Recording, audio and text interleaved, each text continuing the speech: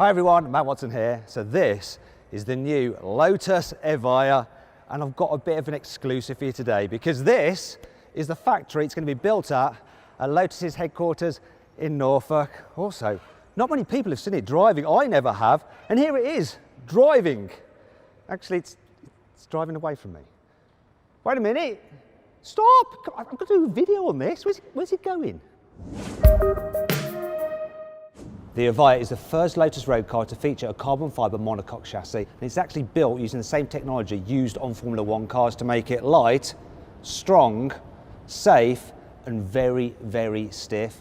Also, the carbon fibre tub actually stretches the full length of the car, and it's the longest single piece of carbon fibre fitted to any road car ever, yet it weighs just 129 kilograms.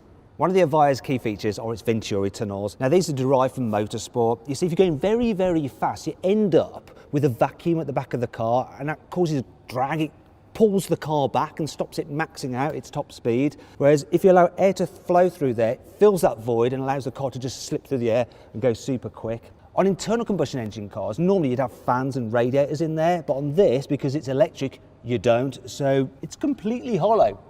Now I'd like to illustrate that with the carwow stick of truth, but Lotus wouldn't let me poke this new car with a stick, so they gave me a cloth.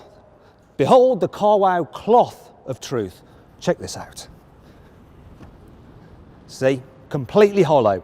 There are some vents though in here, just all the way in there, little shark gills, and they relieve pressure from the wheel arches to help the car stick down onto the road. You might be wondering, where the heck are the door mirrors? How are you supposed to see behind you? Well, let's face it, door mirrors look ugly. So instead, this Evija has poppy-outy rear view cameras. Look at this. This is far more aerodynamic than some big door mirror. Look at that. Also, the reversing camera is actually on the roof, and you can just view it in a screen that's in the place of the rear view mirror. There are only two pieces of active aerodynamics on the Evija, so you have an active rear wing and some DRS flaps, that stands for drag reduction system. So at the moment the car is in its most aerodynamic form for high speed runs, but the wing and the flaps can raise to increase the downforce to help suck you down the road for improved cornering. And as you're driving along, it can actually manage that as well, depending on what you need. Here at the front, there's absolutely loads of passive aero going on. So look at the intricacy of the design of these wings. There's one, two, and there's a third one even inside here. I really like the fact that they've put the radiators at the front horizontal rather than vertical like you'd need on an internal combustion engine car. Obviously, being an electric car, it doesn't need so much cooling. That's a really nice thing. I mean, all this is designed to make sure the air just flows through or under and over the car as smooth as possible. There is no need for the carwow stick of truth on the Evija at all. I mean, everything, look, every vent just serves a purpose. I don't know if you've noticed, but there is not a windscreen wiper on this car. Now it does come with one, but you can remove it. Normally it's fixed in there, but let's say you go on a track day or you live in Dubai, like quite a few owners probably will do, then you can just remove it. One of my favourite features of this car are the tail lamps. Look at that. So they're designed to mimic the afterburners of a fighter jet. Also, I like this, look how Lotus is illuminated here. Now, when the car goes into production, that won't be possible, it's not legal. You will still have Lotus illuminated on the battery pack though. However, somehow, Lotus have managed to negotiate with the authorities that the T can actually illuminate to act as the reversing light, which is pretty blooming amazing. I can't believe they got away with that, but they have. And I think it's great. There are some of the rules that this car has to follow to be able to go on the road. So for instance, you have a fog light, which is there, which looks like the rain light on a racing car. And then there's the high level brake light that you have to have as well. But what happens when the rear wing goes up? You're not gonna be able to see that. Well, they've thought about that. To make sure this car complies with all the regulations, you then have a light here which illuminates. All perfectly road legal. Everyone knows it's a given rule of hypercars that you just can't have normal boring doors. There has to be some kind of showpiece to getting into them. As a result, the Evija has dihedral doors. You might be thinking, they're moving pretty slowly. That's because this is a show car. It's not finished. The real car's doors will open and close much quicker than this. In fact, we can use some camera trickery to show you exactly what that'll look like now.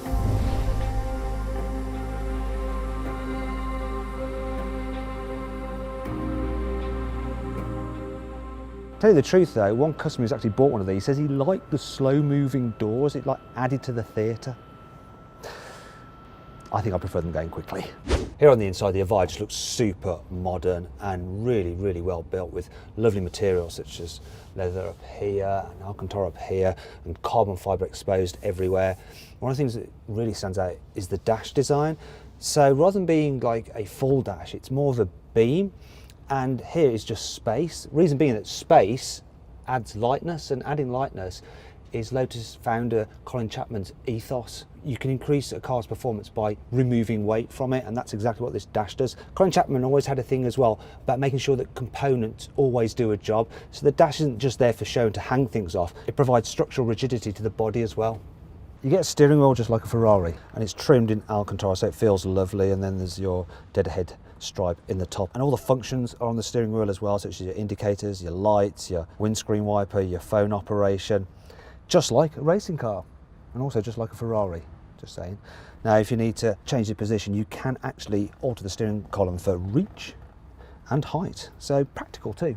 The Evi is fitted with some absolutely gorgeous carbon fibre sport seats, and they have Alcantara padding on them, and they are quite firm. They definitely hold your body in place. Yeah, really nice. I like this feature as well. Look, there's a metal strip just runs through the centre of the seat which says "for the drivers."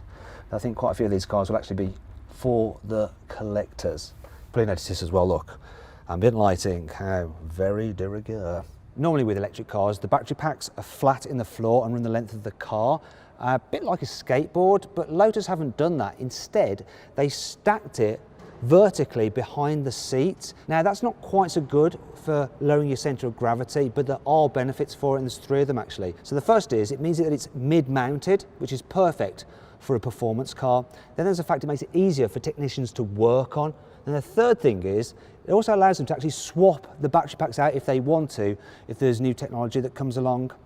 Another good thing about this battery is that it is the most energy dense battery fitted to any road car. It can deliver 2,000 kilowatts of power. The Evi has 4 electric motors, and they're just behind each wheel, and each motor can deliver 500 horsepower, which is actually more power than any Lotus road car to date. And when you add them all together, you then get 2,000 horsepower. That makes this the most powerful road car ever made. You've also got 1,700 Newton meters of torque, so plenty of pulling power as well. And because you've got a motor for each wheel, you have pure torque vectoring, so they can overspeed or underspeed any wheel they want to for optimum cornering. Should be impressive. All right, it's time to talk about the stats. So I'm going to talk in kilometers an hour because it'll just make more sense for the numbers I'm going to give you. 0 to 100 kilometers an hour under 3 seconds. That's not important though. 0 to 300 kilometers an hour under 9 seconds. And this car can actually go from 100 kilometers an hour to 200 kilometers an hour in just 3 seconds. So it's all about that mid-range pulling power. It's insane on this car. Top speed is over 320 kilometers, and if you want that in old money, that's more than 200 miles an hour. Now, one of the problems with electric cars is that if you drive them flat out, their batteries get too hot and then they lose power. With this, they've managed the thermodynamics of the battery so that you can just cane it non-stop and it will give you full power, well, until you run out of electricity. Other cars' major functions, such as the satellite navigation and things like managing the battery and stuff, is done through this screen. And obviously you've got your driving display there and your digital dials and all that kind of stuff. And this displays exactly how it will be on the finished production car. It's very, very high def screen actually. Now you can control it using this swivel wheel, a bit like BMW's iDrive. Also, you've got some other features which are actual physical buttons. When I say physical, they're not quite. There are touch sensitive buttons where you have haptic feedback, so it vibrates when you pressed it. If that's still not good enough for you, you can actually program them to make a certain noise when you press them, so you know which one you're pressing. Down here as well, you have your gear selections down there, so basically you haven't got any gears, have you really? So it's just drive, reverse, or neutral, and then there's your start button there, and then the switches for the windows. You also have climate control, of course, and a high-performance stereo. And in case you're wondering, yes, there is Apple CarPlay and Android Auto for the infotainment system. Lotuses are famous for having brilliant steering feel. So to try and ensure that this car is the same as Lotuses before it, rather than having a pure electric steering rack, it has an electro-hydraulic system, so you should get a bit more feel for the steering wheel than you normally would. Also on the steering wheel, you have your different driving modes, and there's 5 of them: Eco, City, Tour, sport and track. And as you move from left to right with that dial, you increase the power of the car, and it goes all the way from lower down to your full fat 2,000 horsepower. I think I might just be driving everywhere in track, if it were me. As you go through those driving modes, you also can alter the stiffness of the suspension because it's adaptive. But the suspension is a little bit different. For starters, look, it's actually in there.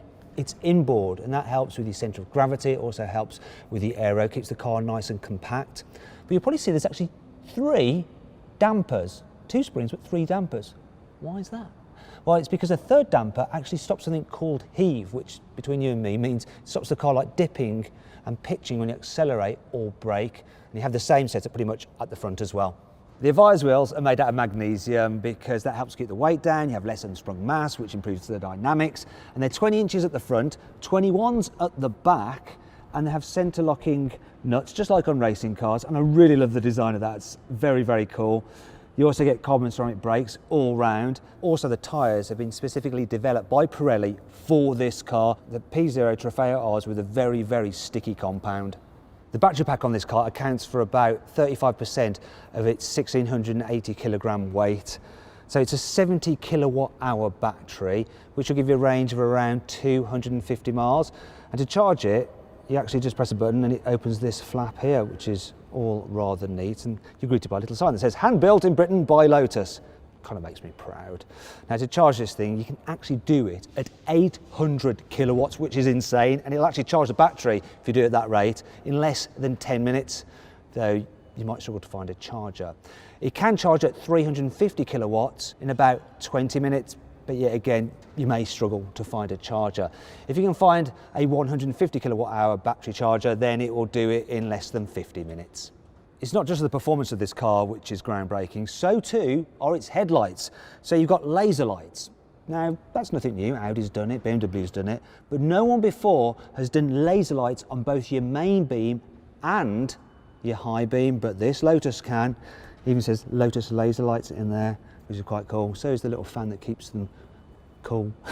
Too many calls. Anyway, so the range of these lights, 600 meters. Though I think that's because you're only ever allowed to have lights which can shine 600 meters on the road. You can get an app for this car. Well, of course you can. You know, it's supposed to be high-tech and modern. And you can do things like locate the car, you can lock it remotely, you can set things like the temperature so it's the right temperature when you get in it. You can also store all your lap times on there as well, so you can show them to your friends while you're in the pub.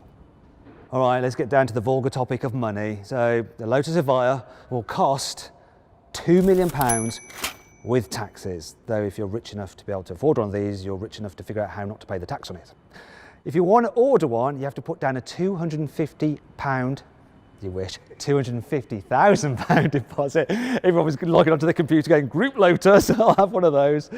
£250,000 deposit, and already people have done that. There's only going to be 130 made, so if you're rich enough and you're watching this, get a move on, they will be sold out. This is going to be a collector's car, that's for sure. It's also going to spawn a load of other electrified Lotus sports cars, some of which will be a bit more affordable. So this car has been made possible by the fact that there's been lots of investment from Lotus's new owner, Chinese company Geely. However, it's been designed in the UK, it's been tested in the UK, and it will be built here in this very facility that I'm standing in Norfolk.